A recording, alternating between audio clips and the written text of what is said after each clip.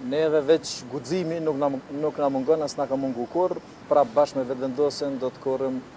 fitore më të madhe se sa të 9 në Shkutër. Shumica e partive politike për me adresu nevojat elementare jetike për kategoritë të ndryshme shoqërore, edhe rrjedhimisht pas mungesës së vullnetit politik të partive opozitare, PDK, LDK dhe AAK,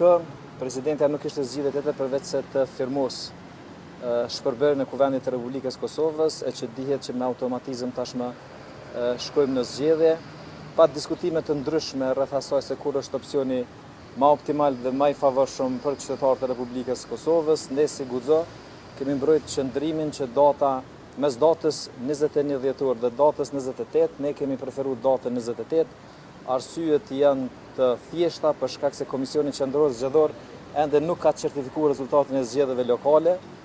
për shkak nevojës që të kemi koordinim dhe përgatitje më të mirë edhe të Komisionit Qendror Zgjedhor, edhe të partive politike, por njëkohësisht edhe për nevojën e organizimit më të mirë në nivel të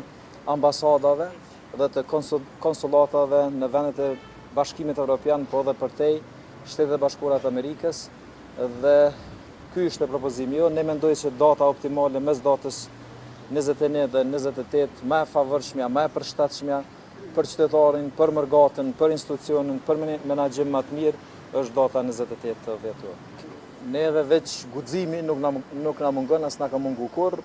Vendosëm atëherë se si e shohëm më të arsyeshme, më racionale edhe probabilitetin më të madh fitores, për shkak se ne jemi të bindur që prap bashkë me vetëvendosjen do të korrim